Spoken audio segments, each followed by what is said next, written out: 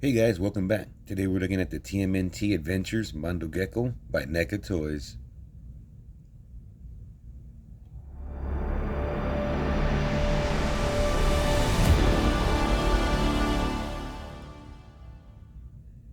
And taking a look at the package, this is what they call the NECA Adventure Series.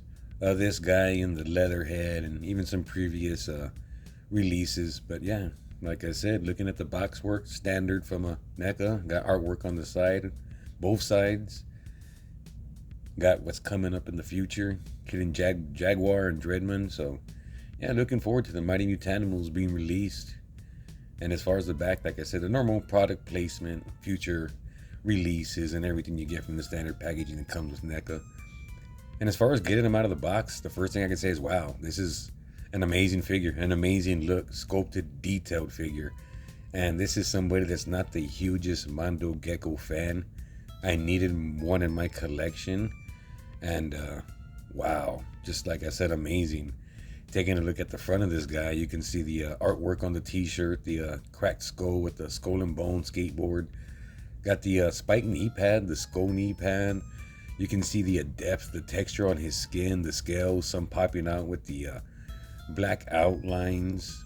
The face sculpt just looking amazing. Same thing. You can see the depth, the definition on the lips. It's just, this is a beautifully done figure. This is what I would consider a labor of love, the craft of love. This thing just looks amazing. And like I said, this is coming from somebody that's not a huge Mondo Gecko fan, but this is just an amazing sculpt. Highly recommended, really do. Like I said, I'm just sitting here in amazement. And yes, he does come with that skateboard. That's not something I added. That is in the package.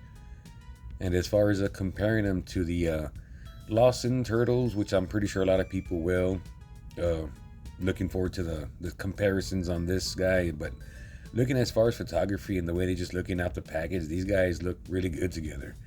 Getting a closer look, like I said, you can tell they just both look like they're from the same universe. They both have a non-dry brush kind of look, and I like that. I like when it's just that color on the plastic and the black to kind of push out the colors. You can see on these Triceratons as well.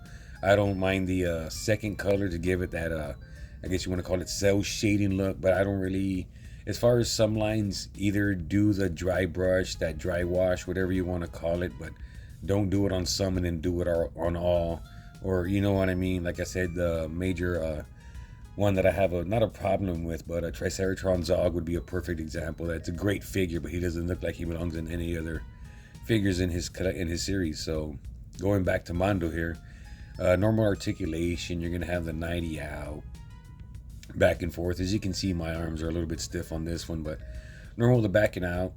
As far as the splits, you saw about as far as you can get. Mine, as far as back and forth, that's what you're gonna get on the legs. Couldn't push them any further. As far as the tail, it's gonna rotate all the way around. It does go all the way around. It does move up and down.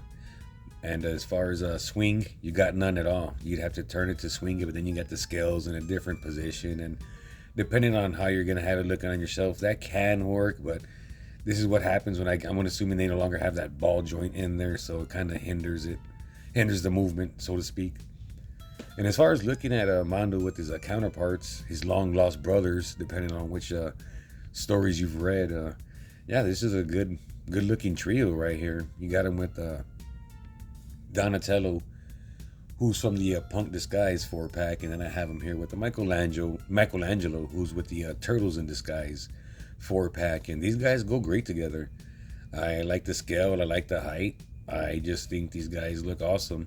Another reason I put Donnie in there, because I wanted to see two different mutants wearing shoes, and I wanted to have Mikey with his toes out, so I left him with that.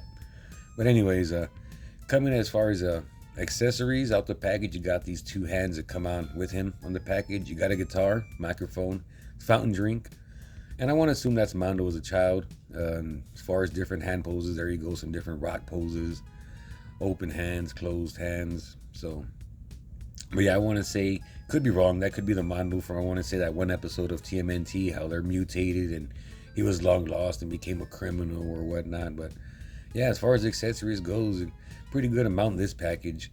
As far as the head sculpt, I think this is beautiful. I like everything around it. I like the way the lips look. I like the color of the tongue.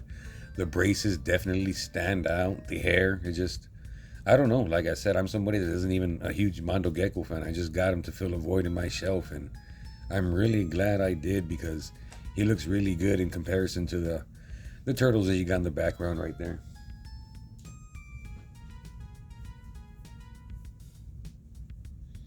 And sorry for the photography. Going further in depth, you can see the hair, and like I said, it just everything to me looks phenomenal on this guy. As far as dapping with his brothers, here we got him just hanging out in the back on a Saturday night, chilling. It looks like Donnie's listening to "Can't Don't Stop Till You Get Enough" by Michael Jackson in the background or something. Who knows? But as far as playability, this guy, like I said, comes with tons of accessories. Fits in a lot of different, I want to say, at least cartoon and comic collections. But if you can, go out there and get them, guys. See you again.